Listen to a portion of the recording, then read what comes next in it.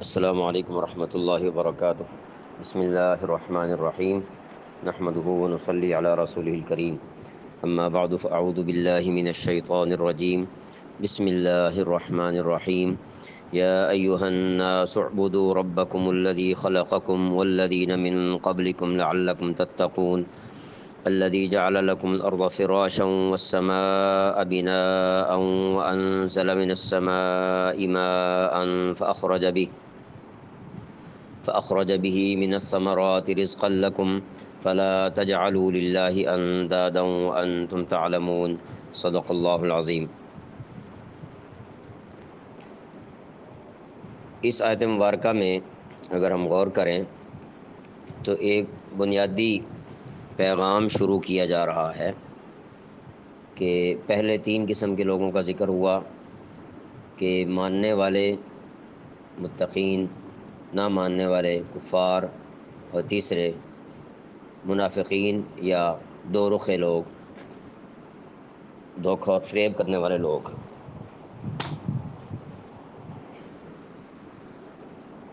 اب آج کی اس آیت مبارکہ کے جو ابتدائی الفاظ ہیں ان کے اندر بنیادی دعوت ہے جو قرآن کریم کی بنیادی دعوت شمار ہوتی ہے، اور یہی دعوت تمام انبیاء علیہ السلام کی مرکزی دعوت شمار ہوتی ہے۔ تو ارشاد فرمایا ہے یا ایھا الناس اعبدوا ربکم، اے لوگو اپنے اس پروردگار کی عبادت کرو۔ آگے فرمایا الذی خلقکم والذین من قبلکم، یہ تو دلائل ہیں جس نے تمہیں اور ان لوگوں کو پیدا کیا جو تم سے پہلے گزرے ہیں۔ تو یہاں سب سے پہلی بات یہ دہرائے دیتے ہیں کہ سورۃ الفاتحہ میں ہم نے ایاک نعبد و ایاک نستعین میں پڑھا تھا عبادت کے حوالے سے۔ تو عبادت کیا ہوتی ہے؟ عام طور پر جب ہم عبادت کا لفظ سنتے ہیں تو نماز، روزہ، حج، زکوٰۃ وغیرہ وہ ذہن میں آتے ہیں۔ تو یہ عبادت کے طریقے ہیں۔ عبادت بنیادی طور پر کسی ہستی کی انتہائی تعظیم اور محبت کی وجہ سے اس کے سامنے اپنی انتہائی عاجزی اور فرمانبرداری کا اظہار کرنا عبادت کہلاتا ہے۔ اور انتہائی تعظیم کے لائق چونکہ اللہ تعالیٰ کی ذات ہے، اسی لیے اس کے سامنے بندوں کو حکم دیا جا رہا ہے، اور بندوں میں بھی یا ایھا الناس کا خطاب کیا ہے، صرف ایمان والوں کو نہیں بلکہ سب لوگوں کو یہ خطاب کر کے فرمایا کہ جب انتہائی تعظیم اور محبت کے لائق اللہ تعالیٰ کی ذات ہے تو پھر انتہائی عاجزی اور فرمانبرداری کا اظہار بھی اسی کے سامنے بنتا ہے۔ اب یہ الفاظ بڑے اہم ہیں کہ ادھر کہا فرمایا یا ایھا الناس، اور ادھر فرمایا اعبدوا ربکم، اپنے رب کی عبادت کرو۔ اب آپ کو اگر ذہن میں ہو تو سورۃ الفاتحہ میں ابتدائی طور پر یہ ارشاد فرمایا گیا تھا الحمدللہ رب العالمین، تمام تعریفیں اس اللہ کے لیے ہیں جو تمام جہانوں کا رب ہے۔ اب اللہ کا ذاتی اسم گرامی للہ، یہاں تک بات ہو جاتی تو کافی تھی کہ تمام تعریفیں اللہ تعالیٰ کے لیے ہیں، لیکن ساتھ وہاں بنیادی سبق یہ دیا گیا کہ وہ اللہ تعالیٰ جو رب العالمین ہے، جو تمام جہانوں کا رب ہے، جو تمام جہانوں کا پالنے والا ہے۔ تو اللہ تعالیٰ کی ذات گرامی کو ماننا یہ تو اکثریت انسانوں کی مانتی ہے، لیکن اللہ تعالیٰ کو رب ماننے میں لوگوں نے انکار کیا، یا کم از کم شک شبے میں مبتلا ہو گئے، اور پھر اسی بنیاد پر شرک کے اندر بھی مبتلا ہوئے۔ اس لیے یہاں پر جو بنیادی الفاظ ہیں وہ غور طلب ہیں۔ تو سب انسانوں کو کہا جا رہا ہے، بھلے وہ کافر ہیں، بھلے وہ مسلمان ہیں، بھلے وہ منافق ہیں، جس درجے میں بھی وہ ہیں، الناس کا لفظ آیا تو فرمایا اعبدوا ربکم، اپنے رب کی عبادت کرو۔ بتلا یہ دیا گیا ہے کہ تم مانو یا نہ مانو، رب تمہارا ایک ہی ہے۔ یہ بات تسلیم کرنے نہ کرنے کی تمہارے ذمہ ہے، لیکن حقیقت ہم یہاں بتائے دیتے ہیں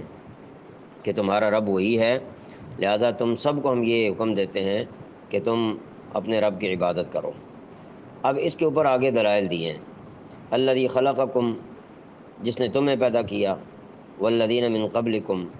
اور جو تم سے پہلے گزرے ہیں ان کو بھی پیدا کیا تھا۔ اب خلقکم سے مراد کہ تمام کائنات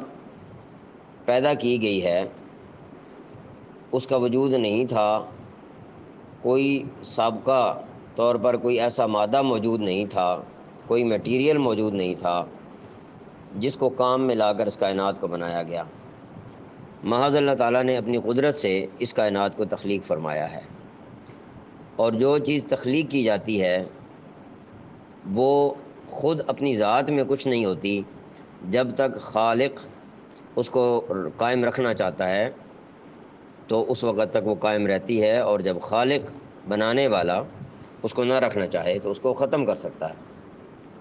تو لہذا یہاں بنیادی تصور یہ دیا گیا ہے کہ یہ کائنات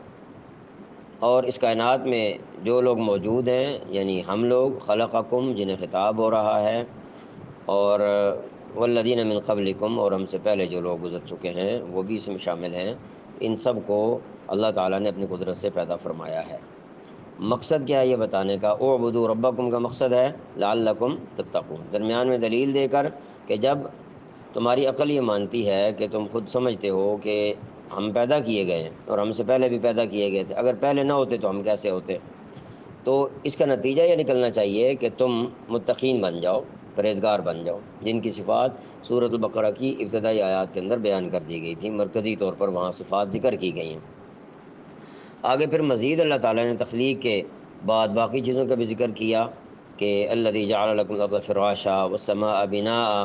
وانزل من السماء ماء اور فاخرج به من الثمرات رزقا لکم۔ اب یہ بھی سارے دلائل جو ہیں وہ انسان کے سامنے ہیں، انسان اپنی عقل سے ان کو سمجھتا ہے اور دیکھتا ہے۔ اب ان دلائل کو جب انسان مان لیتا ہے کہ یہ واقعی اللہ تعالیٰ نے ہی ہمارے لیے سب کچھ بنایا ہے، تو پھر اس لیے اگلی آیت کے اگلے حصے میں ارشاد فرمایا فلا تجعلوا للہ اندادا، لہٰذا اللہ تعالیٰ کے ساتھ شریک نہ ٹھہراؤ، وانتم تعلمون جب کہ تم یہ سب باتیں جانتے ہو۔ جب تمہیں معلوم ہے کہ یہ زمین کو بچھونا بنایا، آسمان کو چھت بنایا، اگر آسمان نہ ہوتا ہماری نظر نہ ٹکتی اور اس میں کئی ساری مشکلات پیش آتی، اتنا خوبصورت آسمان بنایا، رات کو ستارے چمکتے ہیں، زیب و زینت ہوتی ہے اس کے اوپر۔ قرآن کریم میں آتا ہے وَلَقَدْ زَيَّنَّا السَّمَاءَ الدُّنْيَا، ہم نے آسمان دنیا کو جو ہے وہ خوبصورت بنایا ہے، مزین بنا دیا ہے، بِمَصَابِیحَ جو ہے وہ چراغوں کے ساتھ۔ یہ سب کچھ انتظامات جو ہیں یہ انسان کے لیے ہیں، اور پھر پانی اللہ تعالیٰ نے برسایا، پھر اس کے ذریعے سے رزق کے انتظامات فرمائے۔ تو یہ ساری کی ساری چیزیں جب انسان اپنی آنکھوں سے دیکھ رہا ہے کہ اس کی محنت کے بعد نتیجہ اللہ تعالیٰ کی مرضی سے نکلتا ہے، تو فرمایا جب یہ سب کچھ تمہارے سامنے ہے تو فلا تجعلوا للہ اندادا، تو اب اس کے ساتھ شریک نہ ٹھہراؤ، اللہ تعالیٰ کے ساتھ شریک نہ ٹھہراؤ۔ اندادا جو لفظ ارشاد فرمایا ہے یہاں پر، تو ند عربی میں دو معنوں میں استعمال ہوتا ہے۔ نمبر ایک، کسی ایک ہستی کا کسی دوسری ہستی جیسا ہونا۔ نمبر دو، کسی ایک ہستی کا کسی دوسری ہستی کے مقابلے کا ہو جانا۔ چنانچہ یہاں ند جو ہے وہ بطور ایک جامع لفظ کے استعمال ہوا ہے، اور اس میں یہ اہم نقطہ بیان کر دیا گیا ہے کہ شرک دنیا کے اندر دو قسموں کا مروج رہا ہے، اور یہ لفظ جو ہے یہ دونوں قسم کے شرک کی تردید کرتا ہے۔ مثلا ہم یوں کہہ سکتے ہیں کہ جو نمبر ایک میں ہم نے بیان کیا کہ کسی بڑی ہستی جیسا تو سمجھنا، یعنی کسی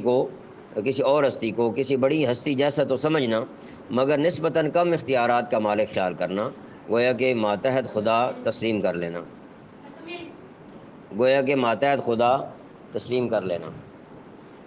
نمبر دو، کسی بڑی ہستی کے برابر کا اس کو سمجھنا، جیسے مجوس وغیرہ نے اپنے خدا اہرمن کو یزدان کے حریف اور مد مقابل کی حیثیت سے پیش کیا ہے۔ تو یہ بات یاد رکھنے کے لائق ہے کہ عقائد کے لحاظ سے قرآن کریم میں تین مرکزی عقائد کو زیادہ بیان کیا گیا ہے، اور دلائل سے ان کی وضاحت کی گئی ہے، اور وہ مرکزی عنوانات کیا ہیں؟ نمبر ایک توحید، نمبر دو رسالت، اور نمبر تین آخرت یا قیامت۔ رسالت کا جو عنوان ہے اسی کے تحت آسمانی کتابوں کا اور قرآن کریم کی صداقت کا بھی بیان ہوگا۔ اب مذکورہ جو دو آیات ہیں ان میں اسلام کے پہلے بنیادی عقیدے یعنی توحید کی دعوت دی گئی ہے، اور یہ ساتھ بتلا دیا گیا ہے کہ جس بندے کا عقیدہ توحید درست ہوگا تو یہ اس کو تقوی کے مرتبے پر پہنچانے کا ذریعہ بن جائے گا، اور ساتھ ہی ساتھ وہ دلائل دیے جو عقل میں آتے ہیں، عقلی دلائل ان کو کہا جاتا ہے۔ قرآن کریم عقلی دلائل بھی پیش کرتا ہے اور نقلی دلائل بھی۔ دلائل دو طرح کے ہوتے ہیں، ایک عقلی دلائل اور ایک نقلی دلائل۔ نقلی دلائل کا مطلب یہ ہوتا ہے بنیادی طور پر کہ جو قرآن کریم کی نصوص پر مبنی ہوں یا حدیث کی نصوص پر مبنی ہوں، اور عقلی دلائل وہ ہوتے ہیں جو انسان کی اپنی عقل میں آ جائیں، جیسے یہ الذی جعل لکم الارض فراشا وغیرہ کی مثالیں دی گئی ہیں، تو یہ انسان کی عقل میں آتی ہیں اور انسان ان کو اپنی عقل سے پہچان بھی اور پرکھ بھی رہا ہے۔ اب سمجھانا یہ چاہتے ہیں کہ سارا نظام اللہ تعالیٰ اکیلے چلا رہے ہیں، تو پھر ظاہر بات ہے عبادت بھی اسی کی بنتی ہے، تعظیم بھی اسی کی بنتی ہے، اور شریک بنانا کسی صورت بھی ٹھیک نہیں ہے۔ اس کی مثال سے بات سمجھتے ہیں کہ کوئی آدمی اکیلے ہی اگر آپ پر نوازشات کرتا ہے تو ظاہر ہے آپ صرف اسی کا شکریہ ادا کریں گے۔ تو جب آپ کے لیے کائنات کا نظام اللہ تعالیٰ نے اکیلے ہی بنایا ہے اور اکیلے ہی اسے چلا رہے ہیں، تو پھر اس کے ساتھ کسی اور کی عبادت کرنا یہ بنتا نہیں ہے۔ یہاں پر بنیادی مخاطب تو اہل عرب ہیں،